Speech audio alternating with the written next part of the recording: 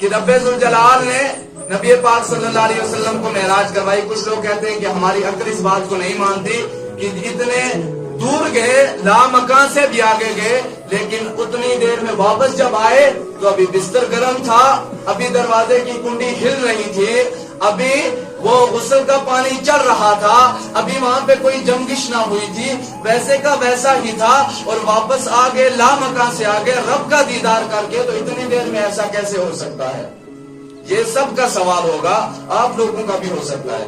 تو یہ سوال کرنے والے یہی سوال کرتے ہیں کہ اگر نبی پاک صلی اللہ علیہ وسلم کو معراج ہوئی تو خود نبی پاک صلی اللہ علیہ وسلم فرماتے ہیں کہ جب مجھے معراج ہوئی اور میں رب ذل جلال کو دیکھ کر, ان کا جلوہ دیکھ کر, ان کا نور دیکھ کر جب میں واپس آیا تو ابھی میرا بستر مبارک گرم تھا, ابھی دروازے کی کنڈی ہل رہی تھی, ابھی وہ جو غسل کیا تھا میں نے جس پانی سے, وہ پانی بھی چل رہا تھا. جب یہ بات نبی پاک صلی اللہ علیہ وسلم نے کی تو ابو جہل ادھر بھی کھڑے ہو گئے اور پہنچ گئے نبی پاک صلی اللہ علیہ وسلم کے دوست حضرت صدیق اکبر کے پاس, اور کہنے لگے صدیق تمہیں پتا ہے آج نبی پاک صلی اللہ علیہ وسلم, آج محمد بن عبداللہ, آج محمد وہ کہہ رہے ہیں کہ میں نے اپنے رب کو دیکھ لیا, میں رب کے پاس گیا تھا, میں نے رب کا دیدار کر لیا.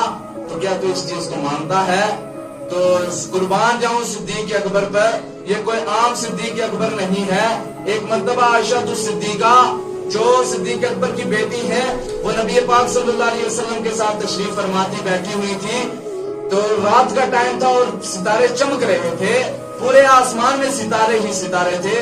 تو وہ نبی پاک صلی اللہ علیہ وسلم کی بارگاہ میں عرض کرتی ہیں کہ یا رسول اللہ صلی اللہ علیہ وسلم, یہ جو ستارے چمک رہے ہیں یہ ان کی تعداد, میرے آقا نے فرمایا حد سے بھی زیادہ, بہت سارے. تو کہا یا رسول اللہ صلی اللہ علیہ وسلم ان کے برابر بھی کسی کی نیکیاں ہوں گی؟ کیا سوال کیا تھا کہ ان کی برابر کسی کی نیکیاں ہیں؟ تو میرے آقا صلی اللہ علیہ وسلم نے فرمایا ہاں عائشہ حضرت فاروق اعظم کی نیکیاں ہیں. کس کی؟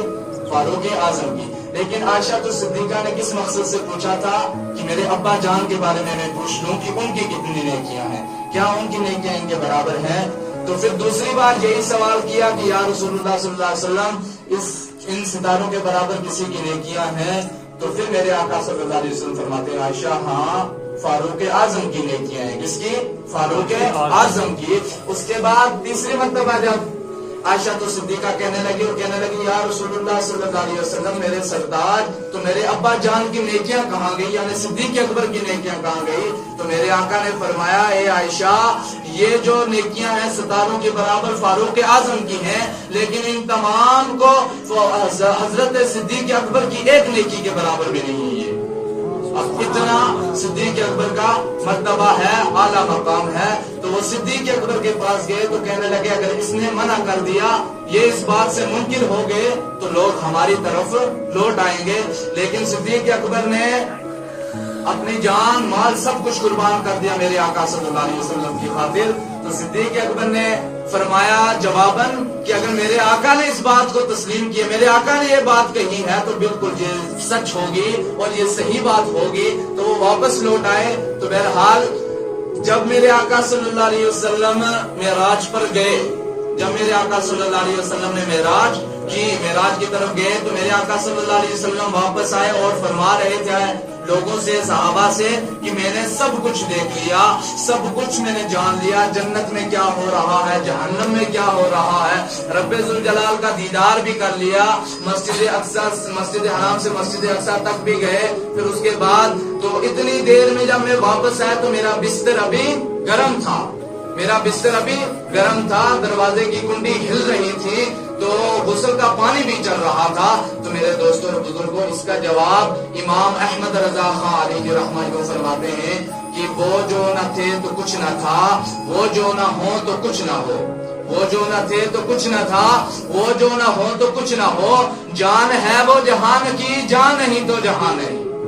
اب میرے دوستوں اور بزرگوں مثال ایک میں آپ کے سامنے پیش کر رہا ہوں. اگر کوئی بندہ کھانا کھا رہا ہے, کھانا کھا رہا ہے, کھانا کھاتے کھاتے اس کی اللہ تبارک و تعالی جو بھی کھانا لقمہ اپنے منہ کی طرف لائے اس کی روح قبض کی جائے تو وہ لقمہ ویسے ہی رہ جائے گا, ایسا ہی ہوگا نا. اگر کوئی چل رہا ہے, چلتے چلتے ایک قدم اٹھایا, اب وہ رکھنا تھا، اللہ تعالیٰ نے اس کی روح قبض کروا دی تو وہ ویسے ہی رہے گا جس طرح سے تھا۔ اسی طرح سے کچھ بھی کام کرو، اگر رب نے روح قبض کر لی تو وہ ویسے ہی رہ گیا، نہ اب حرکت کر سکتا ہے نہ کچھ۔ تو یہی، اور اس کے بعد جب رب ذوالجلال اس کو اگر مہینے میں یا سال میں اس کے اندر روح ڈالے تو وہ پھر وہاں سے کام کرنا شروع کرے گا۔ اگر کوئی لقمہ اٹھایا تھا کھانے کے لیے تو وہ وہاں سے آگے لقمہ اپنے منہ کی طرف دے گا۔